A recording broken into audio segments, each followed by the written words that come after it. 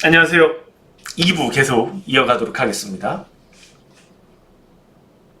아까 말씀드린 부분, 앞서서 말씀드린 부분 살짝 요약을 해드린다면, 급등하기 이전 흐름에서 급락 가능성도 똑같이 상존한다는 거예요. 급락과 급등 가능성은 항상 상존을 하고 있었다. 기술적으로 단순히 차트만 보고 단순히 수급 흐름 동향만 보고 체크하기 거의 불가능하다. 그것만 가지고 알아서 매매해서 대박 초대박 내고 먹고 산다? 다 거짓말이고 사기예요. 그렇지 않아요. 단순히 이 차트 수급 동향 그것만 보고 어떻게 매매 가지고 초대박 나고 어떻게 삽니까? 아주 우연이든가 백연속 터지는 우연이던가 아니면 사기예요. 자, 이 위치에서는 언제든지 급락을 할 수 있지만 또 급등. 장악한 상태에서 여기서 누구라도 추가 상승에 대한 기대를 가질 수 있지만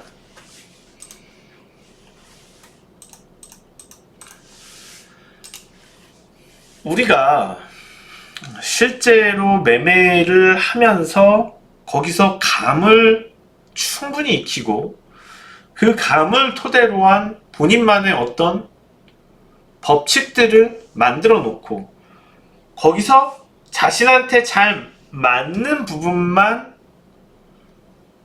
따라다니면서 간다면 실패하기는 어렵죠, 오히려. 근데 그런 노력들을 한 투자자들이 많지는 않은 것 같아요. 대부분 요행을 바라고 있는 투자자들이 더 많은 것 같고 단순히 그냥 눈으로만 보고 차트 좋네 하고 사는 사람들이 많은 것 같아요. 그러니까 개인 투자자들이 맨날 그 모양인 겁니다. 반성하세요. 그러면 우리가 그동안 대부분 투자자들이 하지 않았던 트레이딩을 잘하기 위한 어떤 연습이 필요한가? 그건 바로 하락할 종목을 매수하는 겁니다. 왜? 어떤 뭐 때문에? 지난 시간 마무리 때 뭐라고 했죠? 하이 리스크 하이 리턴. 결국에 주식 투자 위험관리 싸움이에요. 위험관리 싸움. 수익이 나는 케이스들에 대해서 익숙해져 있지만 손실이 나는 케이스들에 대해서 익숙치가 않은데 어떻게 위험관리를 하냐고. 그냥 멀뚱히 보고 손 놓고 있지. 손절 자르지도 못하고 물타기나 하고 손실에 대해서 익숙하지가 않으니까 손실하는 종목에 대한 두뇌 발달이 없으니까. 그러면 우리는 하락하는 경우에 대해서도 계속 똑같이 우리는 계속 오를 종목에 대해서만 내가 생각할 때 본인이 판단할 때 상승할 종목에 대해서만 매수를 했던 거잖아요. 지금 여러분들 떨어질 종목 매수해 보셨나요? 뭐 풋을 한다거나 숏 거래를 한다거나 아니면은 뭐 공매도 한다거나 그런 투자자들 말고 제가 볼 때는 주식 투자자들 중에서 그런 이제 역방향 투자를 하는 경우는 숏을 하는 경우는 0.1% 수준밖에 투자자밖에 안 될 것 같고요. 대부분 투자자들은 정상적인 상승 종목에 대한 투자들, 롱 포지션이라고 그러죠.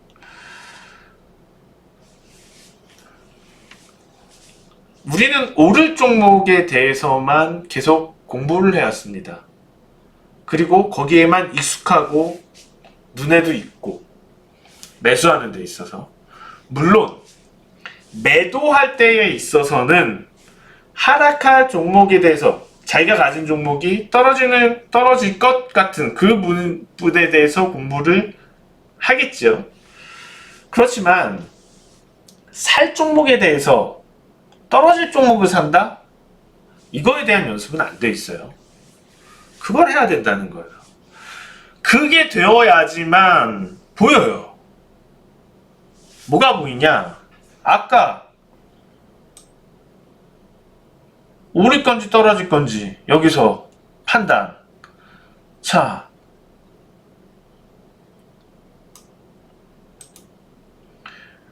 여기서 이거 따라 들어가야 될지 들어가면 안 될지에 대한 판단, 에? 그런 감이 생긴다는 거예요. 그런 게 학습이 된다는 거예요. 실제로 대부분 급등주에서 한 번에 이런 매도, 장대 음봉이 나온 이후의 상승은 트릭이 많아요. 왜? 주 세력은 이거를 이용을 해서 나와야 되기 때문이거나, 아니면 그걸 이용해서 빠져나오고 있거나, 이런 케이스들이 상당히 많다고요. 그렇지만은, 근데 그런 케이스들에 대한 연구? 여기서 단순 기술적으로 속임수들에 속지 않고 우리가 속임수들을 찾아내가면서 트레이딩을 해서 단기 수익을 낼 수 있는 그런 트릭을 알려면 하락 종목에 대한 좋은 위치에서 하락 종목에 대한 케이스들을 익숙해져 있어야 된다는 거예요. 자, 주문합니다. 그래서 여러분들께서는 당장 객관적으로 생각을 했을 때 객관적으로 생각을 하세요. 자기 체면에 걸려서 자기는 주식 투자를 잘한다는 생각은 일단 버리시고, 네? 자기 체면에 걸려 있다는 거는 사람은 항상 크게 수익 났던 경우들만 뇌리에 꼽혀 있어요. 손실 봤던 거는 기억도 안 나요. 그래서 주변에서도 주식 관련돼서 막 상당히 잘난 체 하듯이 얘기하는 사람들이 있어요. 그 사람들 수익 어마어마하게 냈었대요. 대부분들 지금 계좌에 돈이 없거나 빚이 있거나 어마어마하게 냈었대요. 자기 체면이죠. 나는 주식 잘하는 사람이라고. 근데 현실은 빚쟁이야. 수두룩합니다. 이 바닥에. 네? 마바라라 그러죠. 말로만. 네?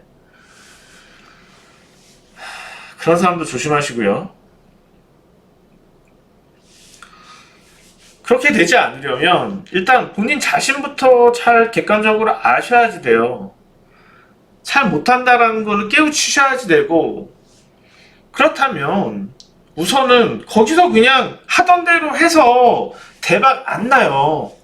하시던 대로 아무리 그렇게 더 파고 종목 더 찾고 백날 밤낮 몇 날 며칠 종목 뒤져서 찾고 승부 안 나요. 대박 안 나요. 빼보자 안 돼요. 그런 식으로 해서요. 일단은 멈추세요. 하지 마세요. 멈추시고 연습하세요. 적은 금액 가지고 아니면은 모의 투자 가지고 연습하세요. 뭐 연습하라고요? 떨어질 종목 매수하는 거 연습하시라고요. 떨어질 종목 매수하는 거. 쉬울 것 같죠? 폭락할 종목 쫓아다니면서 매수하세요. 정상적인 폭락. 이미 공시 다 떠있고 막 한가 때려맞고 있는 거 따라가서 하는 거 말고요. 정상적인. 쉬울 것 같죠? 절대 쉽지 않습니다. 오히려 폭락할 줄 알고 샀는데 오히려 막 올라. 이 케이스죠. 자, 이 장대음봉 보고 이날 거의 종가에 내일 또 개파락이겠지, 개폭락이겠지 들어갔어요. 갭 떠서 올라요. 쉽지 않아요. 근데 그 연습이 돼야지 돼요.